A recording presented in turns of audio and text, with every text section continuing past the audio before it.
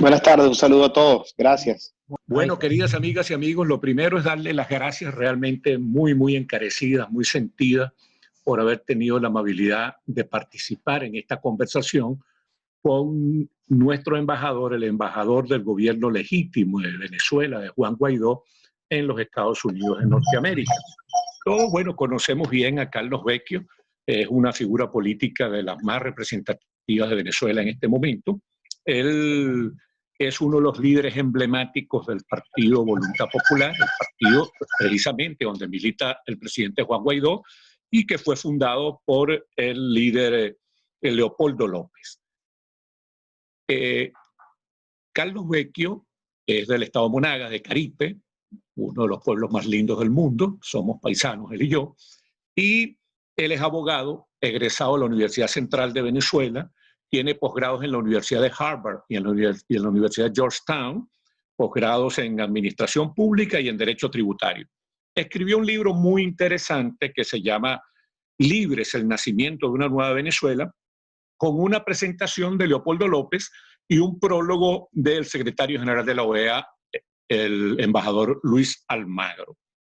Esta conversación con él tiene el interés de que todo funcionario público tiene la obligación, y en el caso de Carlos Vecchio, el deseo, que nos lo has expresado reiteradamente, de rendir cuentas, de explicar qué es lo que está haciendo, cómo se está desenvolviendo su gestión. Y de eso se trata. Nosotros vamos a hacer le vamos a hacer al embajador Vecchio todas las preguntas que consideremos convenientes, pertinentes. Lo único que sabemos es que estamos entre gente educada y civilizada y las preguntas se hacen en el tono que corresponde a gente de vocación democrática.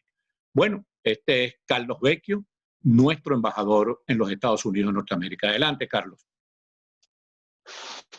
Bueno, muy buenas tardes. Un gran saludo a todos. Gracias, Alexi, por esta oportunidad. Un gran saludo a esta plataforma de Bienvenidos Venezolanos y por esta oportunidad de conversar un poco sobre lo que sería pues, el esfuerzo que hemos venido haciendo desde la embajada.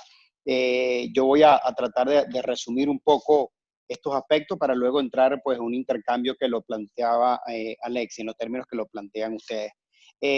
Nosotros desde que asumimos esta responsabilidad nos establecimos 4 líneas de acción desde la embajada, que es la que hemos venido ejecutando desde el año 2019. La primera tiene que ver con la articulación internacional para generar la mayor presión posible y apoyo para buscar una transición en Venezuela.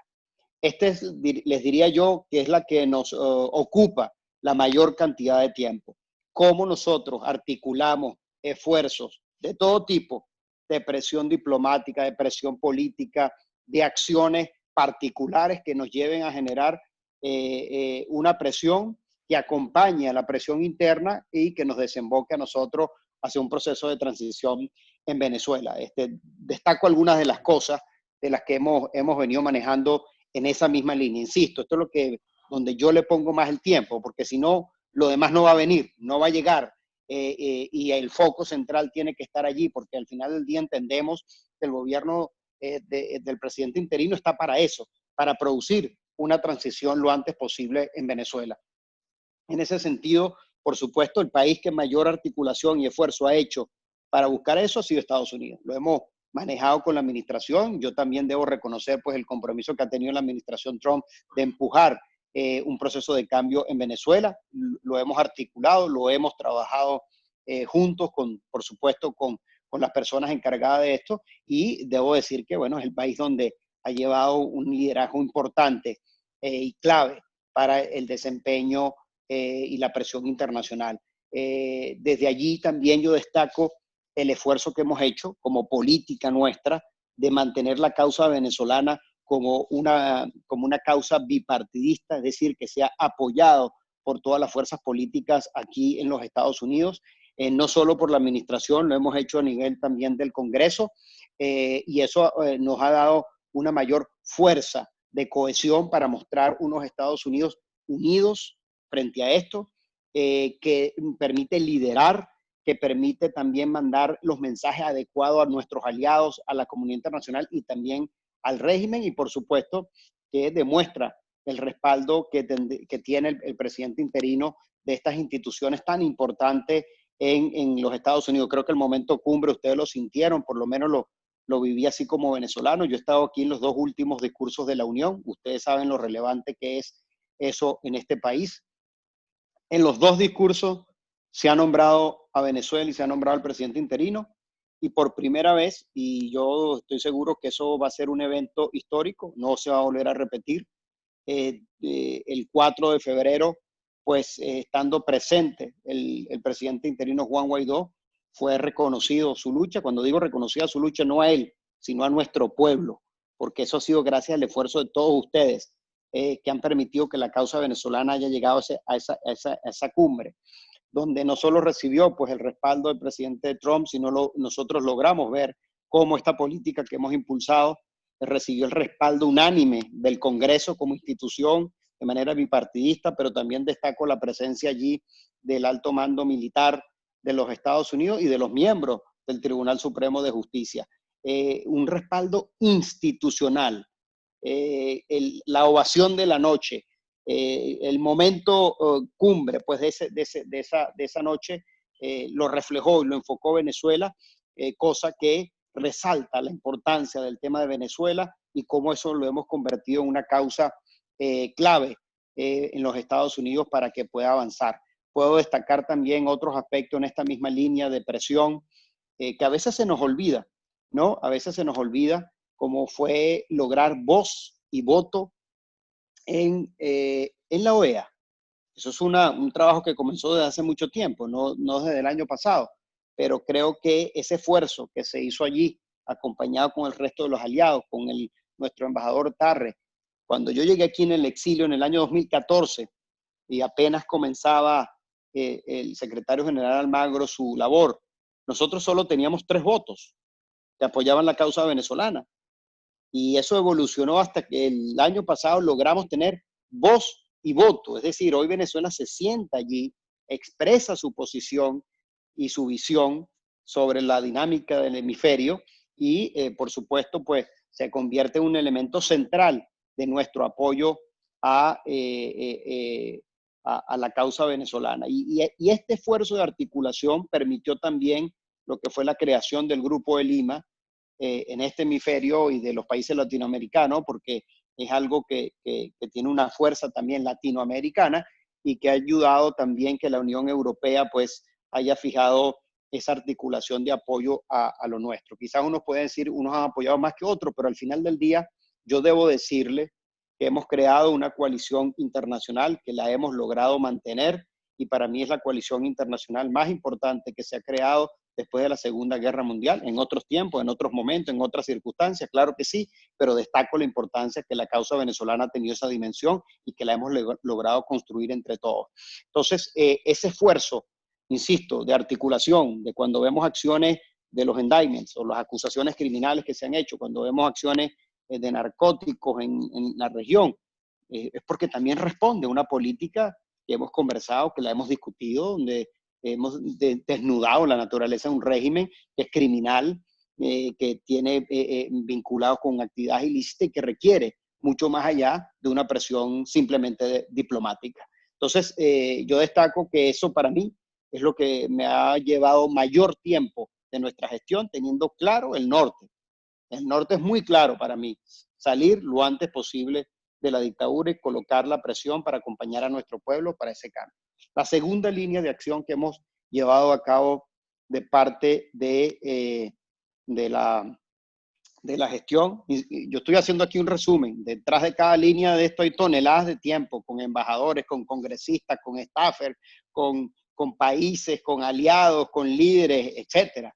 Lo que estoy haciendo acá, insisto, es un resumen de seguimiento, de respuesta, de preguntas, de dudas, que siempre hay un intercambio permanente con todo esto en la construcción de esta alianza y en el mantenimiento de esta alianza, ¿no? En la segunda línea de acción, como les decía, tiene que ver con la recuperación y protección de nuestros activos. Nosotros hemos sido el único país que hemos logrado tomar control de todas nuestras sedes acá. Ustedes ya vivieron lo que nos tocó con la embajada acá en Washington, D.C., donde metieron y pagaron a unos invasores. Fueron momentos de tensión, gracias a la diáspora de Venezuela, por cierto, a muchos de ustedes también que vinieron del sur de la Florida, acompañarnos en esa lucha. Logramos recuperar nuestra sede. Debo decirle que esta sede está totalmente destrozada. Ellos dejaron inhabilitados los ascensores, el servicio, los sistemas eléctricos, el sistema de ascensores para poder usarla, y ha sido complejo ese proceso para lo que tiene que ver con el mantenimiento y los pagos que están asociados a la sede, ¿no? Entonces estamos trabajando pues con cooperación internacional para nosotros poder reactivar eso. Pero insisto, no ha sido fácil, pero estamos preservando esos activos, recuperarlos, y que en cierta forma fueron saqueados, que patrimonio de los nuestros. Vemos el caso, por ejemplo, de Citgo, donde hemos logrado pues recuperar a esa empresa para ponerle al servicio del país cuando comience una nueva etapa en Venezuela, protegerla de todo el endeudamiento irresponsable de este régimen, un endeudamiento irresponsable que ha puesto en riesgo todos nuestros activos afuera. Cuando estos irresponsables endeudaron al país por más de 150.000 millones de dólares, por supuesto que están en riesgo nuestros activos en todas partes del mundo. Y esto, que es la joya de la corona, el asedio es mucho más fuerte. Y hemos logrado que, contra toda presión financiera, política que se ha dado aquí, exista una orden ejecutiva por parte del gobierno de los Estados Unidos que impide que cualquier acción judicial pueda tomar control de Citgo. Pongo los casos más emblemáticos de Cristalex, por un juicio que, insisto, manejó Maduro, por unas deudas que generó Maduro, por un mal manejo del juicio que generó Maduro, que son sentencias firmes que dejó Maduro para un proceso de que quieren tratar de tener control de Citgo, y nosotros con esta orden ejecutiva hemos protegido ese aspecto.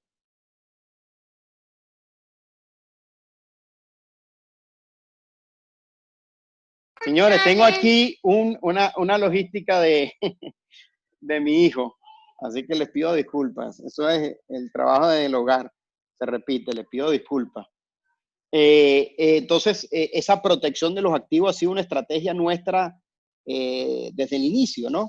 Destaco estos dos porque son los más importantes, pero actualmente una de las cosas en las cuales estoy enfocada tiene que ver con los bienes productos de la corrupción. Aquí se han declarado muchas personas que estaban vinculadas con casos de corrupción culpable. Ha habido unos ingresos que han entrado al Tesoro de los Estados Unidos.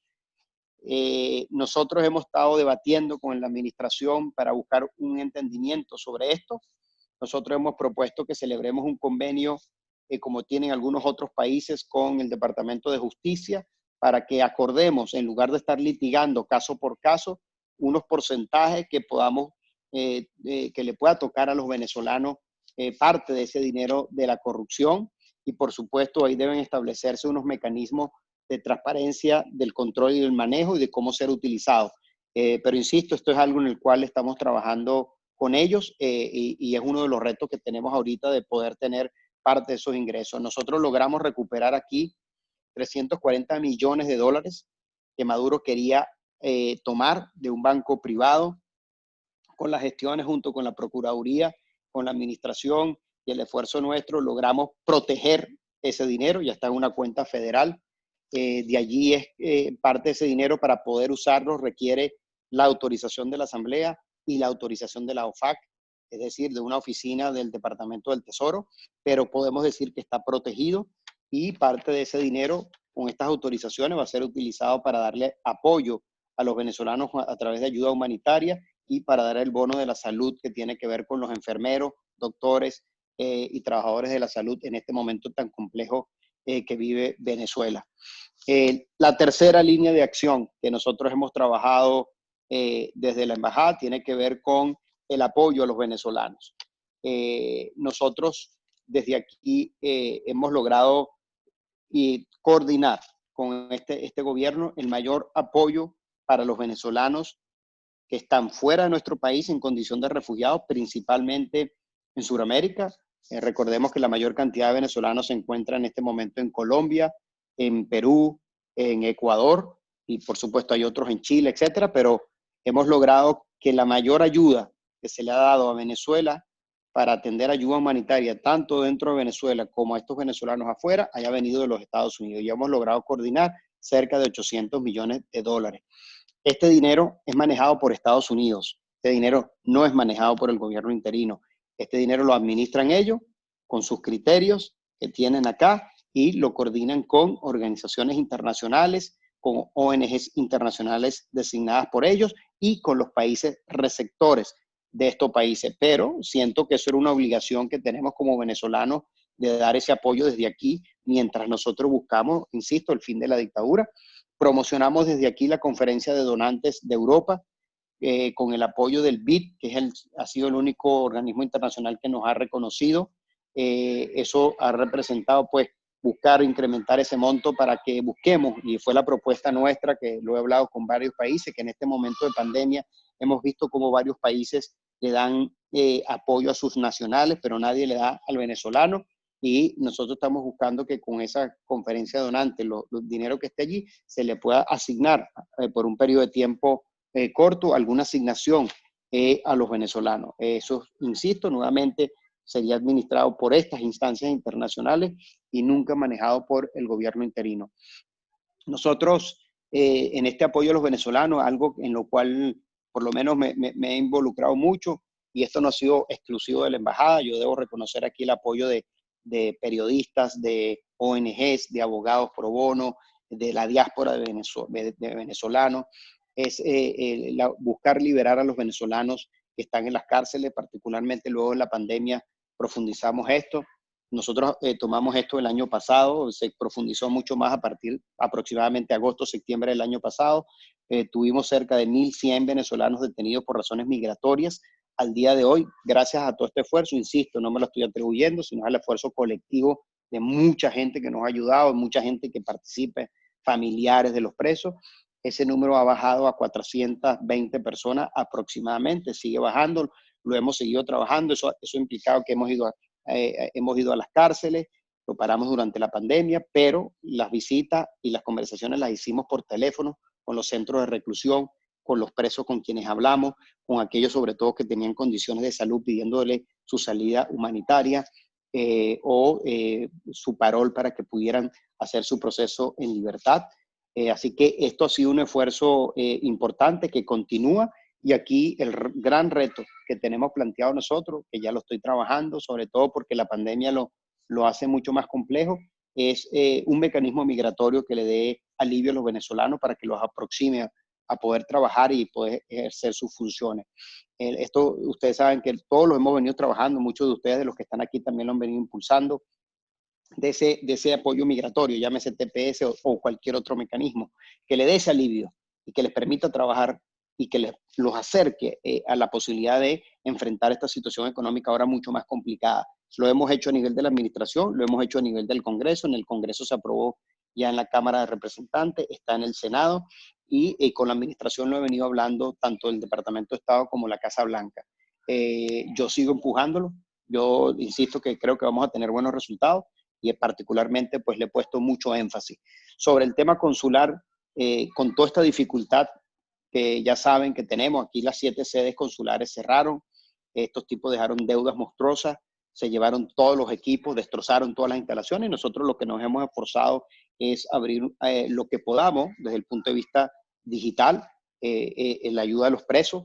Hemos activado un mecanismo de carta de no objeción que no, tenían 10 años sin prestarle apoyo a los venezolanos. Hemos activado también los mecanismos de certificado de nacionalidad y también de travel document para aquellos que se le pierden sus documentos, y progresivamente hemos puesto algunas cosas que podemos hacer y orientar desde de esos servicios consulares con la dificultad. El gran reto que vamos a tener y el nuevo proyecto, si se quiere, que nos hemos planteado es al nivel de pasaporte, sobre todo de extender una prórroga o trabajar con un ID consular. Esto no depende solo de mí, esto es una decisión que tiene que ser colectiva de gobierno interino. Nosotros la hemos venido impulsando. Recuérdense que aquí hemos manejado tiempos. Esto se ha alargado más en realidad de lo que nosotros teníamos estimado y por eso cosas que no se consideraban antes, las estamos considerando ahora. Y particularmente en la pandemia, ya estoy terminando, Nosotros indudablemente que nos enfocamos en cómo informar a los venezolanos del efecto de la pandemia en una primera etapa y de cómo atenderla, teleconferencias de salud, las medidas que tomaba el gobierno acá, porque era algo nuevo y novedoso. Dimos apoyo, por ejemplo, establecimos un protocolo de ayuda a algunos venezolanos que se enfermaron en Houston, en Nueva York, de darle apoyo con la diáspora para que pudieran transitar con menos dificultad ese proceso. Y en este momento estamos enfocando, bueno, cómo damos una ayuda. O sea, ¿qué tipo de ayuda podemos dar? Entendiendo que el problema es mucho más grande que nosotros. Nosotros allí hemos logrado, por ejemplo, hemos tratado de identificar todos los beneficios, tanto federales como estadales o locales, que puedan beneficiar a un venezolano y tratar de comunicarlo. Y le hemos pedido a la diáspora en cada uno de los sitios que es una manera de ayudar. Hemos establecido ahorita 2 acuerdos con una organización médica que se llama Medical Bridges, que nos provee de insumos médicos y que podamos enviar a Venezuela. Y hay otra que se llama World Chicken, que involucra restaurantes. Ya lo comenzamos a hacer en Houston, lo estamos comenzando a hacer en el sur de la Florida, que se involucran allí para darle comida gratis a los venezolanos que la necesiten. Eso ha sido como parte de iniciativas que hemos hecho con la organización de CIDCO, de la Fundación Simón Bolívar. Se ha establecido un mecanismo de apoyo para algunas organizaciones acá que están involucradas en estos proyectos y a otras ONG venezolanas para ayudar y enviar ayuda humanitaria dentro de Venezuela. En el caso de los venezolanos varados, esto fue algo duro que nos tocó manejar durante la pandemia. Hicimos un registro de atención, de saber la problemática, de saber cuántos eran, lo que necesitaban. Nosotros fuimos los primeros que denunciamos el atropello que había hecho Maduro. Fue el único que cerró el espacio aéreo de Venezuela a sus connacionales. Ningún país lo hizo. Todos permitían vuelos de líneas comerciales para que pudieran regresar sus connacionales. Bueno, Maduro lo cerró. Si Maduro no lo hubiese cerrado, todos los venezolanos hubiesen llegado sin problema en las líneas que ya tenían y nosotros pedíamos era eso, simplemente abrir o permitirle a las líneas aéreas cumplir con las rutas que ya estaban y que los venezolanos pudieran llegar. Pero no solo conforme con eso, con el apoyo de los Estados Unidos, logramos 2 aviones gratis que salían de aquí de Miami, pasaban por México y llegaban a Venezuela, totalmente gratuito para los venezolanos, y el régimen simplemente no permitió o no permite que estos vuelos que nosotros habíamos coordinado con el apoyo de los Estados Unidos pudieran llegar. Aquí tengo a mi hijo que me viene a brincar por atrás, así que disculpe. Entonces, eso ha sido parte del esfuerzo pues, que hemos hecho. Aquí yo debo decir que, por ejemplo, en el caso de los presos, nos han ayudado, hecho convenios con firmas de abogados pro bono, con organizaciones que prestan apoyo de asilo gratuito y de manera institucional, pues hemos llegado a acuerdos para que les den apoyo a esos venezolanos. Y finalmente, la última línea de acción desde que nosotros estamos acá ha sido también la articulación del Plan País. Avisarle al mundo nuestra visión de la Venezuela que queremos construir, de lo que viene, y eso nos ha llevado a nosotros a estar en conexión con distintas empresas privadas de todo tipo, petroleras, de energía, de turismo, de productos masivos, donde hemos explicado nuestra visión, nuestra articulación, nuestras propuestas. Hemos vinculado con a muchos de ustedes y parte de la diáspora que está afuera también, ideas que se han incorporado al Plan País. Hemos trabajado con la organización del Plan País para promocionar nuestra visión acá. Hemos participado en los foros más importantes del mundo en el tema energético, en las universidades, y hemos hecho un esfuerzo para ir construyendo nuestro apoyo mucho más allá del sur de la Florida. En lo particular, creo que estratégicamente nosotros como venezolanos tenemos que, por supuesto, consolidar Florida como ustedes lo han hecho, o con personas, con las alianzas con las autoridades locales, representantes.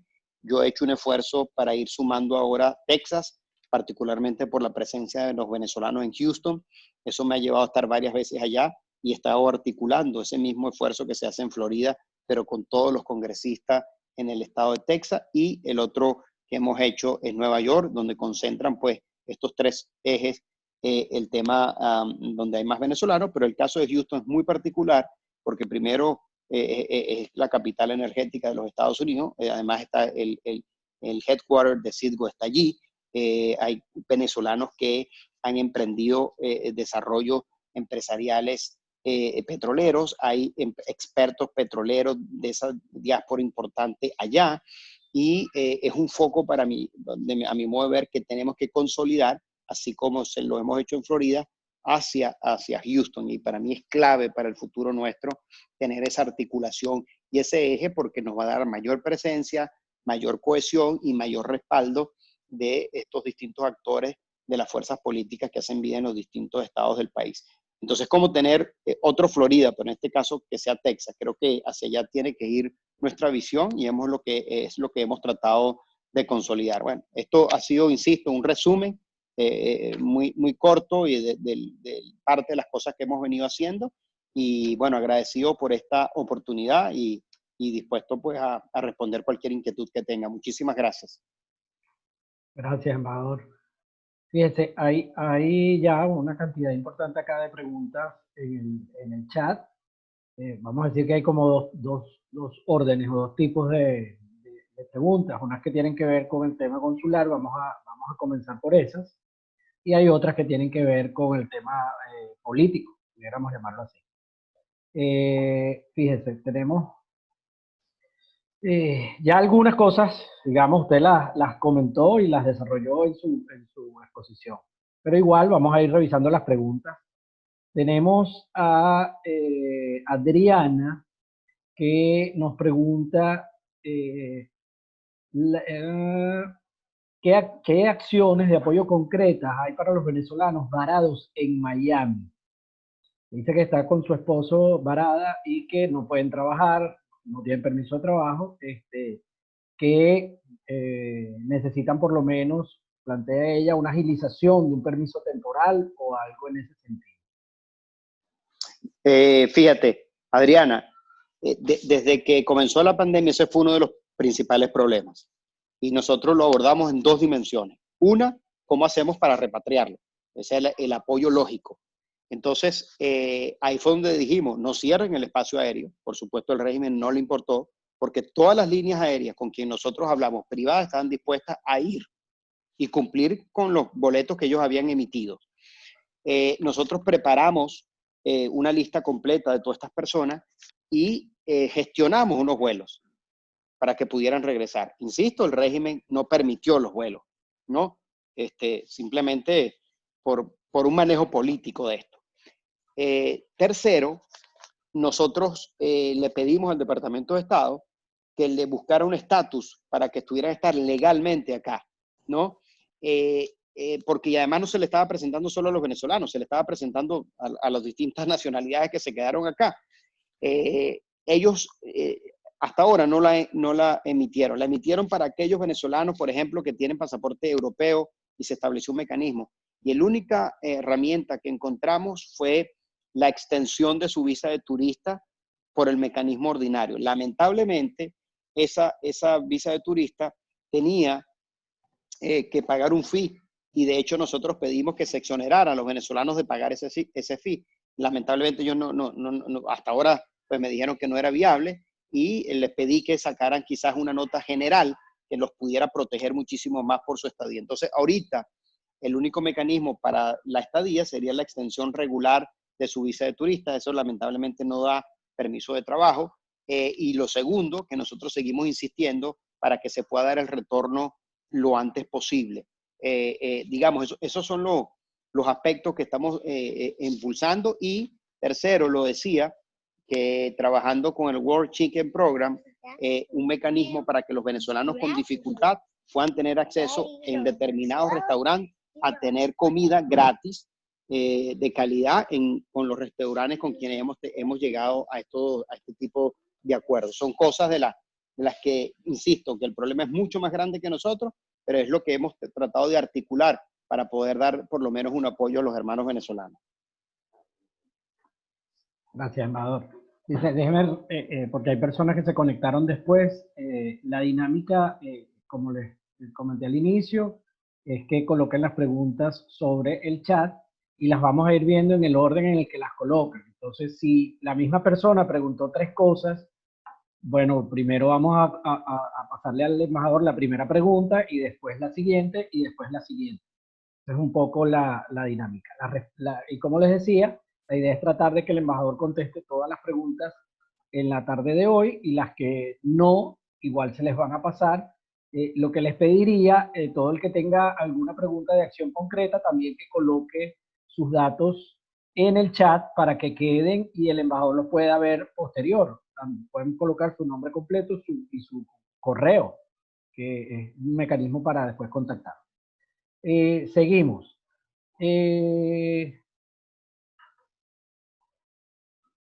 La Egli Viloria dice que está preocupada porque tiene más de una semana tratando de entrar en la página web del registro consular y no ha sido posible.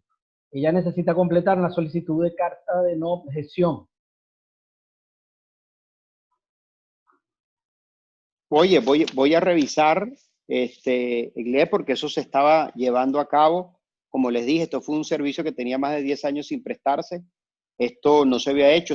Este esfuerzo se hizo en conexión con el Departamento de Estado, porque es un trámite que tiene que hacerse conjunto y desarrollamos un sistema digital que no existía, no estaba, para que todo fuese electrónico y las personas con ese problema pudieran tener la posibilidad de quedarse en los Estados Unidos un periodo más. Así que me llevo esto como nota, porque eso hasta la semana pasada, de hecho, recuerdo que esta semana que acaba de pasar se enviaron unas nuevas solicitudes de carta de no objeción y voy a verificar lo que está ocurriendo. Pero el sistema estaba funcionando, insisto, por lo menos hasta la semana pasada. Lo voy a verificar y es un servicio que sigue estando en funcionamiento. Sí, por acá León Granado nos habla de algo que estaban intentando montar en una Plaza Bolívar en Tampa. León, pero no, debes colocar la de Venezuela USA Foundation, la pregunta completa en el chat para poder hacérsela al embajador, al gobernador.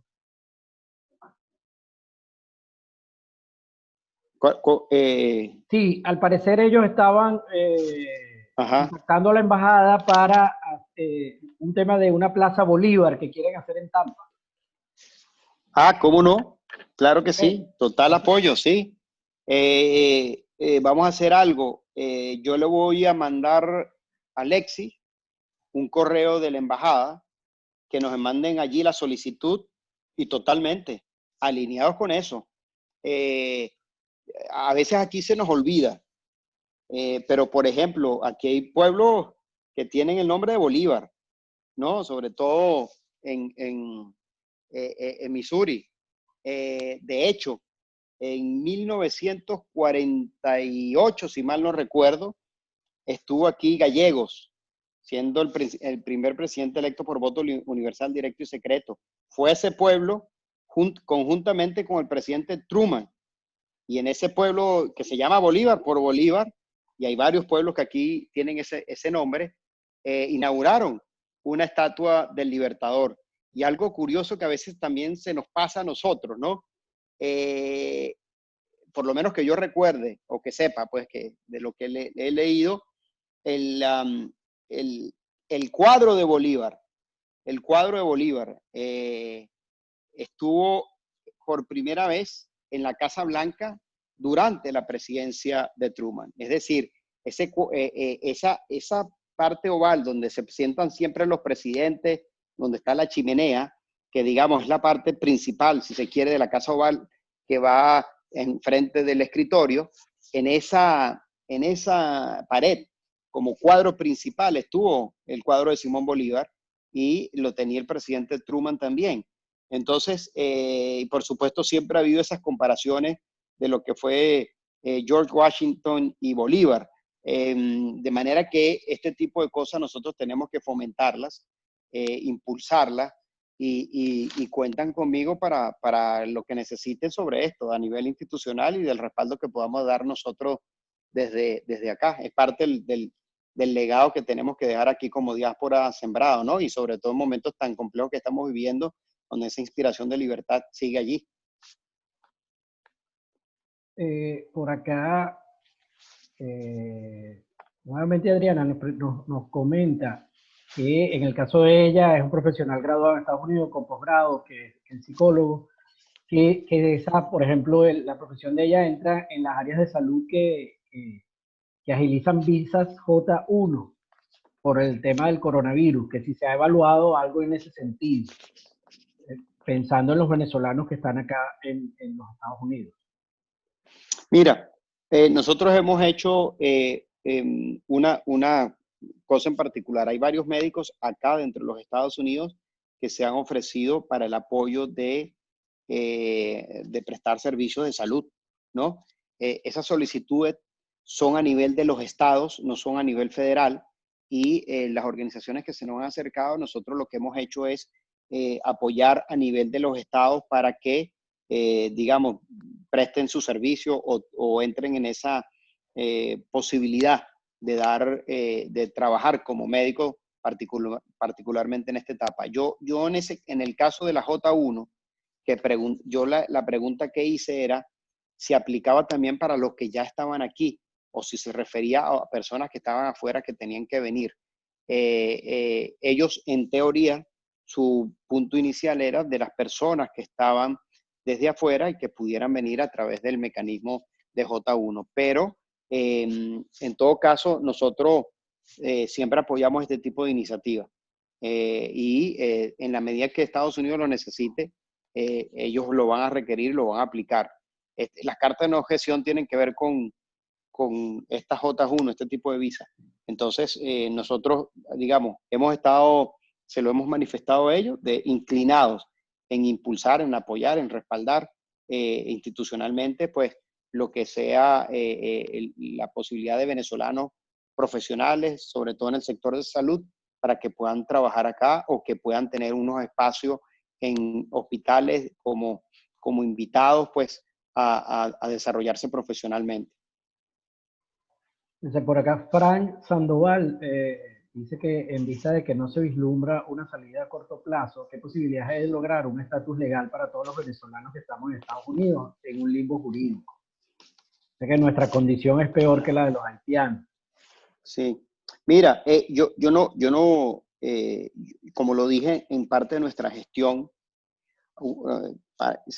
una cosa que olvidé comentar, ¿no? Nosotros logramos que este país nos reconociera los pasaportes vencidos. O sea, cuando yo presenté eso, recuerdo, mucha gente me dijo, Carlos, tú estás loco, Estados Unidos nunca te va a aceptar un pasaporte vencido. Y nosotros logramos que el venezolano pueda entrar a los Estados Unidos con su pasaporte vencido, eso sí, teniendo su visa, pero también que pueda pedir su visa con el pasaporte vencido, por lo menos que tenga un vencimiento no mayor a 5 años. Entonces, ¿eso no soluciona el problema? No, lo alivia, insistiendo o tomando en cuenta pues la gran dificultad la cual tenemos, que reconocemos. Y como lo mencioné ahorita, hemos trabajado para la liberación de los presos, pero no es suficiente, y creo que nosotros tenemos que tener ya un estatus legal, un mecanismo migratorio que le dé alivio a los venezolanos para que puedan, para mí, alcanzar 3 cosas. Uno, que puedan estar legalmente. Todos nosotros aquí hemos sido migrantes, sabemos lo que es el estatus legal. Eso es un dolor de cabeza, particularmente en este país que es excesivamente regulado. Segundo, que nos permita trabajar. Y tercero, que nadie pueda ser deportado. Entonces, ese estatus legal lo estamos trabajando a nivel de Casa Blanca y a nivel del Congreso. Y no solo nosotros, sino también diáspora como ustedes, muchos de los que están aquí lo han hecho, impulsando, lo siguen trabajando, y nosotros lo vamos a seguir haciendo. Sobre todo, uno de los argumentos o de las cosas que he planteado recientemente en el Departamento de Estado y en la Casa Blanca, les he dicho que la pandemia ha hecho más complicado el juego económico. Pero si el juego económico es complicado ya para aquellos que tienen el permiso de trabajo, se lo hace muchísimo más complicado para el que no tiene permiso de trabajo o estatus legal. Entonces, que dando este estatus, por lo menos lo aproximamos a la posibilidad de tener trabajo, y que en estas condiciones, en estas circunstancias que nos está tocando vivir, Hoy es fundamental que nosotros avancemos hacia un mecanismo migratorio que le permita a los venezolanos enfrentar esta pandemia o los efectos o las secuelas de esta pandemia de la mejor manera. Entonces, para mí esto es ahorita uno de los puntos centrales de impulsar con la administración para tratar de lograrlo lo antes posible, porque ahora ya sí se convirtió en algo fundamental y necesario. Gracias, embajador. Por acá, Antonio Chu Liu, no sé si lo estoy pronunciando bien, decía que quería preguntarle si sabe cuántos venezolanos que viven en los Estados Unidos no tienen cédula de identidad y por eso no pueden solicitar citas para las ayudas en las embajadas. Él dice que él tiene DACA, que no puede regresar a Venezuela a obtener la cédula de identidad y que si regresa a Venezuela no podrá entrar a Estados Unidos. Él si tiene información respecto a eso. No tengo detalles de cuántos de los venezolanos que están aquí tienen o no cédula. No tengo esa información, de verdad que no. Digamos, eso, nosotros activamos un registro electoral, un registro consular que se está alimentando con el tiempo, donde principalmente el documento que se puede colocar ahí es la cédula o el pasaporte, pero no tenemos con exactitud quién lo tiene y quién no lo tiene. Para entrar a Venezuela no se necesita pasaporte, simplemente presentar cédula o lo que nosotros hemos tenido como alternativa para aquellas personas que necesiten viajar, es lo que se conoce como el travel document, un documento que por lo menos certifica que esa persona es esa persona. Es la ayuda o el apoyo que hemos dado. Ahora, teniendo un régimen como el que tenemos en Venezuela, llegar con un documento de eso allá, pues no es fácil. Creo que le va a generar mayores inconvenientes. Eso lo hemos usado en otros escenarios, en otros planos, donde siempre para poder ahorita llegar a Venezuela hay un país intermedio que le permite llegar y bueno, eso ha facilitado el tránsito de esos venezolanos. Embajador, tengo varias preguntas. iPhone de Guido, de Juan Francisco, directamente sobre el TPS. ¿Hay idea de si en este periodo, digamos, de gobierno en los Estados Unidos tendremos el TPS? Mira, yo insisto, lo he dicho, creo que ahorita se convierte en algo esencial, un mecanismo migratorio. Nosotros lo hemos trabajado a los dos niveles, Casablanca y Departamento de Estado, lo hemos trabajado a nivel del Congreso. Hay ya aprobado un proyecto que se aprobó en la Cámara Baja, que está ahorita en el Senado, y ahí, digamos, hemos tenido apoyos bipartidistas en este sentido. Yo creo que con los efectos de la pandemia se hace ahorita, a mi modo de ver, necesario, como lo dije. De manera que yo estoy optimista de que sí podemos tener ese mecanismo. Es uno de las cosas en las cuales hoy estoy haciendo mayor presión para lograrlo. Creo que es necesario. Entonces, le estoy colocando bastante empeño y tiempo para que los venezolanos puedan estar acá con ese alivio migratorio que le permita trabajar y que nadie sea deportado. Juan Francisco pregunta si han propiciado la contratación de venezolanos actualmente sin trabajo por el COVID en las empresas venezolanas en Estados Unidos rescatadas. Mira, aquí hay solo una empresa que hemos rescatado, que es Citgo. Esa es la única empresa que está de nosotros. Para estar dentro de la empresa se requiere, digamos, permiso de trabajo, si no, no podría estar. Nosotros nos hemos cuidado en lo siguiente. Si bien Citgo es una empresa de los venezolanos, es una empresa privada que funciona bajo las reglas privadas. Yo represento a la República y está Citgo como empresa privada. Una de las cosas que ha puesto en riesgo hoy Citgo, de las monstruosas deudas dejadas por Nicolás Maduro y Chávez, y que tiene que ver con el caso Cristalex, es la intervención política completa que hizo Nicolás Maduro como república en el funcionamiento de una empresa privada dentro de los Estados Unidos. Eso generó que hoy Cristalex haya dicho que la república y esa empresa privada es lo mismo y por lo tanto tratar de ir contra los bienes de Citgo. Entonces, una de las cosas que nos hemos cuidado en ese manejo es precisamente esto, entender que la república es la república y que el funcionamiento de la empresa de Citgo tiene que escapar de estas intervenciones que hizo Maduro, que han puesto hoy en riesgo todos nuestros activos, incluyendo Citgo. Entonces, Citgo, yo les he pedido que de las conversaciones que hemos discutido, por ejemplo, que la Fundación Simón Bolívar tome en cuenta la crisis y ha dado apoyo, ayuda humanitaria a los más necesitados allá, que se ha vinculado con organizaciones acá que no necesariamente tienen que ser venezolanos, pero que dan apoyo a venezolanos aquí. Indudablemente que como empresa norteamericana que tiene sus normas corporativas, pues rija un mecanismo de contratación que respete esa autonomía, pero necesariamente no podría entrar nadie a trabajar si no tiene un permiso de trabajo legalmente acá en los Estados Unidos. Un segundo que se me fue el chat acá. Un segundito.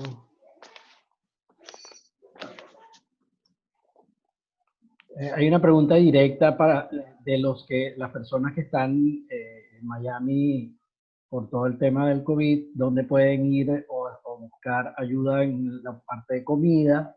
¿Dónde pueden buscar ayuda si tienen problemas médicos? Mira, yo les voy a pedir que escriban a este correo, serviciosconsulares@us.embajadavenezuela.org. Voy a repetirlo. serviciosconsulares@us.embajadavenezuela.org.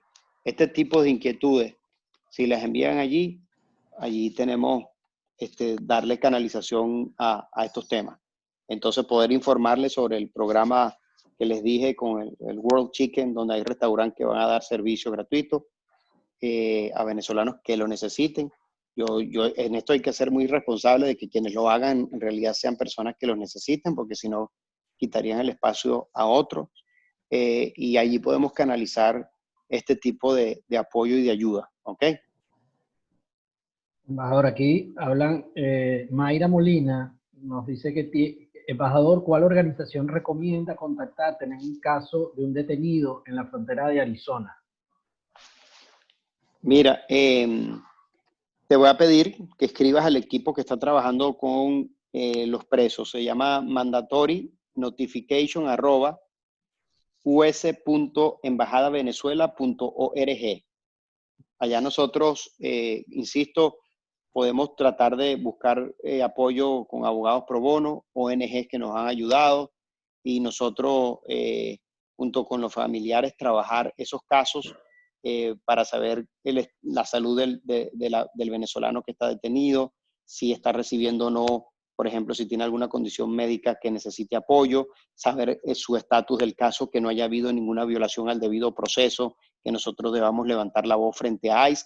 Yo hasta ahora les digo que hemos mantenido una relación y una comunicación directa con ICE. ICE se ha aportado con nosotros por lo menos con una apertura tremenda, nos ha facilitado los procesos. De hecho, nosotros hemos estado en varias cárceles. La última que yo visité antes de la pandemia fue en Houston.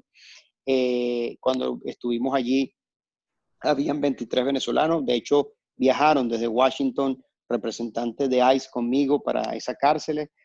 Allí habían 23 venezolanos para ese día en que yo estuve y por suerte logramos que esos 23 venezolanos quedaran en libertad. Y así hemos tratado de apoyar y buscar sensibilidad para lograr la mayor liberación de venezolanos y atender sobre todo a quienes tengan una condición de salud complicada. De manera que si escribe allí, mandatory notification @us.embajadavenezuela.org, pues nosotros podemos tratar de apoyar a esa persona en Arizona. En Arizona hemos hecho varios contactos, sobre todo en Las Palmas, que ha sido uno de los centros más complicados. Hemos estado allí, hemos llamado, insisto, llamamos al centro, a los que lo están manejando, hemos pedido hablar con los presos para escuchar directamente de ellos su situación y bueno, hacemos lo que humanamente podamos para buscar su liberación. Entendamos que aquí estamos en un país de leyes, donde existe separación de poderes, donde existe un poder judicial, donde existen unas instituciones, y bueno, que hay que comprender que el tema migratorio es uno de los aspectos más regulados que tiene este país. Ustedes lo conocen, es muy complejo, muy duro, es el tema de debate nacional, y frente a eso tenemos que conducirnos, ¿no? Pero insisto, desde el año pasado, que teníamos cerca de 1.100 venezolanos presos por razones migratorias, estamos cerca de 420, y siempre, cada semana, el control que nosotros llevamos de los casos que manejamos, siempre hay liberaciones, y esto ha sido, insisto, por el esfuerzo de mucha gente, familiares, presos, ONGs, abogados pro bono, periodistas, etcétera. Así que ese esfuerzo colectivo de la diáspora es el que suma para que nosotros podamos ir dándole una mano a nuestros hermanos venezolanos. Les dije, yo he hecho convenios con escritorios de abogados donde están venezolanos, donde le hemos pedido apoyo para que le den servicio a los venezolanos gratuitos, con ONGs que se dedican a esto, para que le den apoyo gratuito a los venezolanos. Y a esto hay que sumarlo, porque nunca es suficiente los pocos recursos que tenemos.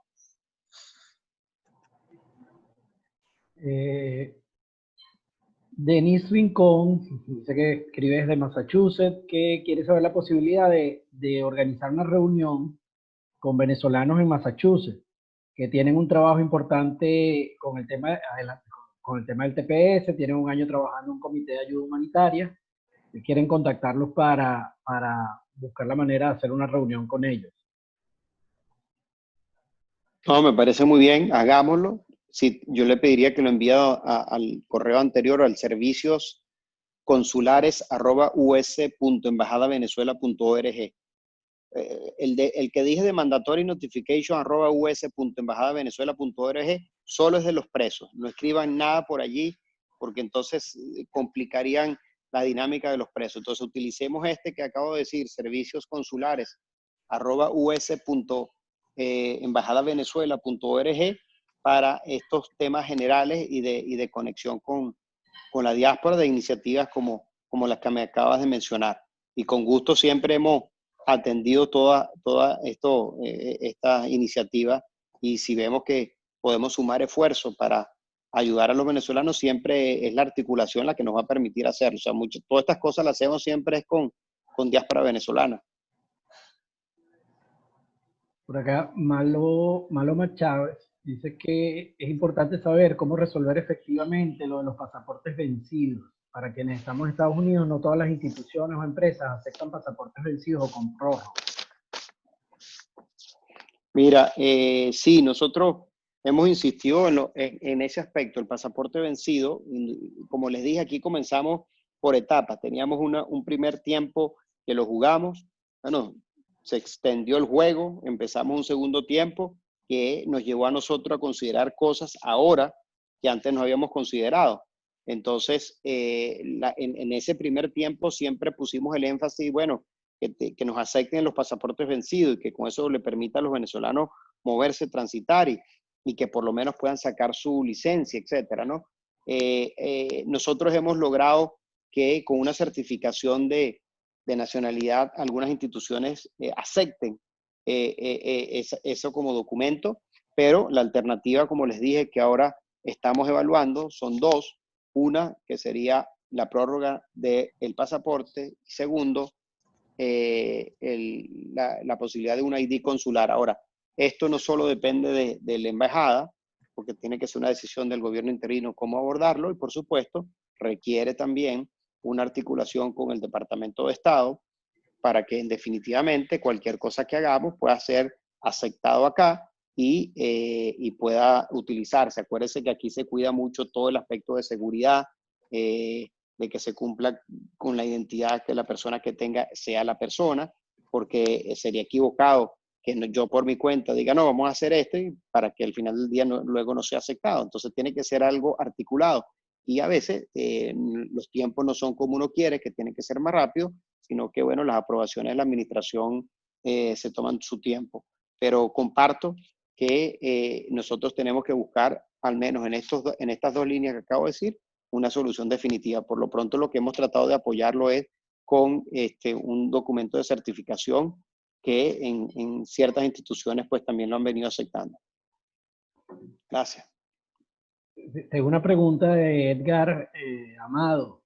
Sé que muchísimas gracias, Carlos, por el trabajo realizado. Me preguntas acerca de las oportunidades de estudio para los jóvenes venezolanos que no tienen derecho a FAFSA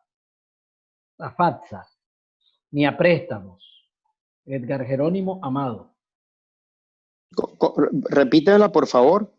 Dice que es acerca de las oportunidades de estudio para jóvenes venezolanos que no tienen derecho a FAFSA ni a préstamos. Bueno, a ver, esa es más compleja, ¿no? ¿Qué saco yo por experiencia propia? Lo único que nosotros hemos impulsado de apoyo ha sido con la Embajada de los Estados Unidos en Venezuela, que ahorita está funcionando desde Colombia, donde hay unos programas de la beca Fulbright que permite alguna beca para los venezolanos. Indudablemente son muy limitadas, no son amplias. Entonces, digamos, tienen un cupo muy reducido, ¿no? Entonces, eso existe en esa línea. La otra, y esto por experiencia propia, porque me tocó cuando tuve la oportunidad de estudiar aquí, existen muchas alternativas de becas que las propias universidades otorgan. Indudablemente van dependiendo de las calificaciones, etcétera. Yo pude estudiar también aquí, en una oportunidad me becó Fulbright también, la Embajada de los Estados Unidos en Venezuela, pero luego, como hice otros posgrados, tuve que buscar apoyo de organizaciones que así lo daban, y la propia universidad me suministró pues las opciones que tenía. Esas son cosas que hay que explorarlas y buscarlas. Yo lo que quiero hacer frente a la situación que está es, y le he pedido parte de la gente que me ayude de la diáspora, es cómo nosotros, por ejemplo, haciendo contactos directos con instituciones, por ejemplo, Miami-Dade College, que yo sé, porque di clases allí, se pueda abrir unos cupos para venezolanos que puedan participar y ellos puedan tener acceso. Yo sé que, por ejemplo, yo participé en un programa que se llamaba de Honor Class, que eran personas de todas partes, de distintas nacionalidades, y que se les abría la posibilidad de sus estudios allí, y gratis. Entonces, eso es algo que nosotros no hemos profundizado, pero que tocando algunas instituciones y con el apoyo de parte de la diáspora que se me ha acercado con esta inquietud, le he dicho que me ofrezco para que institucionalmente hagamos estos planteamientos a las instituciones respectivas. Yo estoy trabajando particularmente en esa línea, entonces espero tener respuestas pronto. Bien, embajador, ya estamos justicos con el tiempo que le habíamos pedido. Sí, gracias, de verdad. Una preguntita que la pondríamos de última. En todo caso, le digo a todas las personas que estuvieron conectadas, todas las preguntas que están colocadas en el chat, nosotros se las vamos a hacer llegar al embajador, de manera que no se preocupe. José Oropesa dice que le hacemos muchas preguntas a la embajada y al embajador, pero la pregunta es cómo la sociedad organizada podemos ayudarlo en su gestión. ¿Qué podemos hacer los venezolanos para ayudarlo en su gestión? Mira, lo estamos hablando ahorita. Quien tenga una iniciativa, me gustaría que viniera con una propuesta. Les voy a dar ejemplo. Tenemos venezolanos presos. No somos suficientes. Necesitamos abogados pro bono. Necesitamos orientar al venezolano. Necesitamos que se le asista durante su proceso de asilo. Entonces, si ustedes pueden tener esa organización y buscar organizaciones civiles y abogados que nos apoyen en eso de los presos, acá en los Estados Unidos por razones migratorias y orientación en su proceso de asilo, es una ayuda tremenda.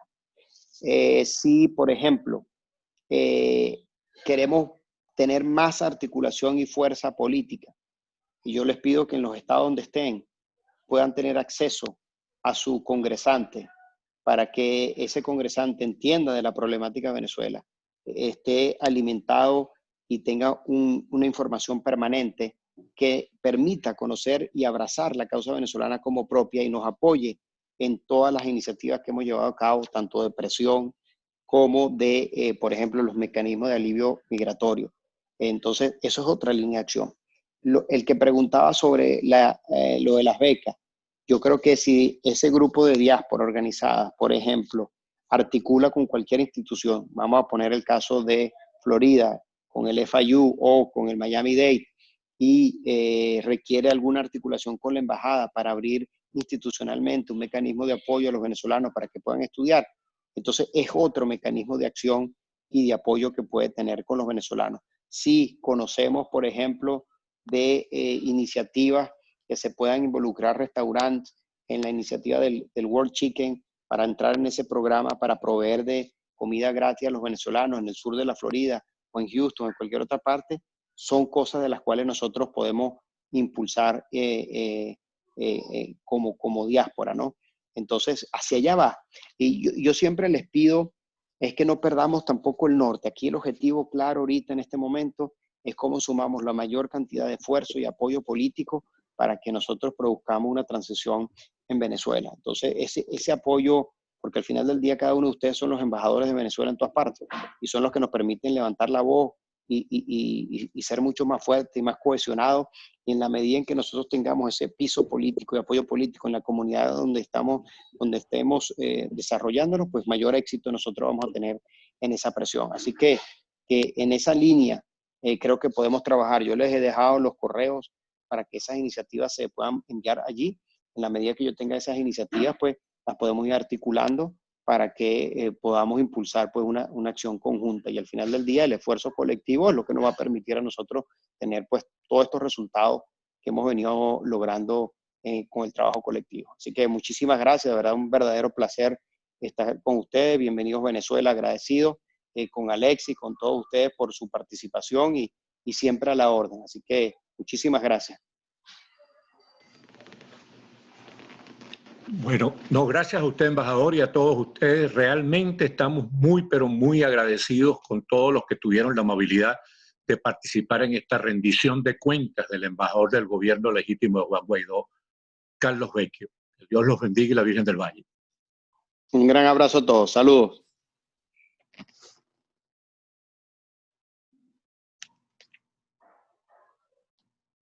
Muchas gracias a todos. Vamos a cerrar la sesión. Como les indicamos, todas las preguntas se le van a comunicar directamente al embajador. Muchísimas gracias a todos.